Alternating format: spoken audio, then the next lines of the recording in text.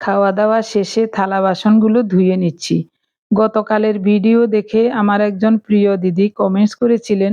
তিনি লিখেছেন, আপনারা প্রতিদিন কেন এক বেলাতে তৃপ্তিমতো খাবার খান, তিন বেলা কেন খান না? আপনাদের বয়স হয়েছে, এখন অল্প অল্প করে তিন বেলাই খাবেন, তাহলে গ্রাসও ছোট হবে আর আত্মাও তৃপ্ত হবে। আপনাকে অজস্র অজস্র ধন্যবাদ দিদি, খুব সুন্দর একটা কমেন্টস করেছেন। আসলে আমরা একবেলা কেন খাবার খাই এটা আপনি হয়তোবা জানেন না। আপনি হয়তোবা আমাদের ভিডিও প্রথম দেখছেন বা কয়েকদিন যাবৎ দেখছেন। আমি ইউটিউবে একটা চ্যানেল খুলেছি গত ৩ বছর আগে। ৩ বছর আগ থেকেই অনেকবার বলেছি আমরা এক বেলাতে কেন খাবার খাই।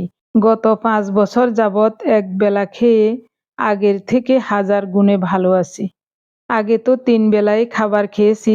২ বেলা ভাত খেতাম, ১ বেলা রুটি খেতাম, পরে ২ বেলা রুটি খেয়েছি, ১ বেলা ভাত খেয়েছি, মাঝে আরো কত রকমের খাবার খেয়েছি। এভাবে খেয়ে খেয়ে অনেক মোটা হয়ে গিয়েছিলাম। একসময় দেখলাম বিভিন্ন ধরনের রোগে আক্রমণ করছে। তখনই সিদ্ধান্ত নিলাম শরীরটাকে কমাতে হবে। কিভাবে কমাবো? এদিকে আমার হাজব্যান্ডেরও ডায়াবেটিস, ২ বেলা ইনসুলিন দিতে হয়, অনেকগুলো ঔষধ খেতে হয়, হাই প্রেশার, বিভিন্ন ধরনের রোগে আক্রমণ করেছে ওনাকেও।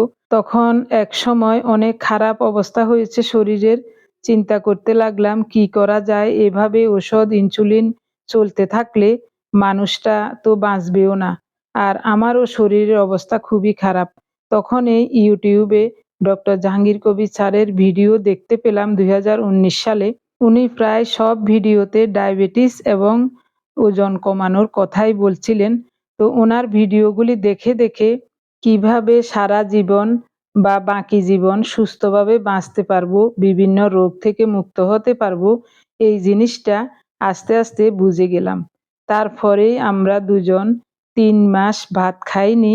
প্রথমে শরীরটাকে ফ্যাট অ্যাডাপ্টেশন করে নিয়েছিলাম। এরপরে সারাদিন উপবাস থেকে সন্ধ্যার পরে শাক সবজি, মাছ, ডিম, মাংস, বাদাম, সালাদ এইসব খাবার খেতাম। যখন যা ভাগ্যে জুটতো তখন তাই খেতাম। এভাবে আগের লাইফস্টাইল পরিবর্তন করে চলার পর ৩ মাসের মধ্যেই আমরা নিজেদের লক্ষ্যে পৌঁছে গেলাম। এরপর থেকে ১৮ থেকে ২০ ঘন্টা না খেয়ে থাকি, বাকি ৬ থেকে ৪ ঘন্টার মধ্যে পরিমিত খাবার খাই।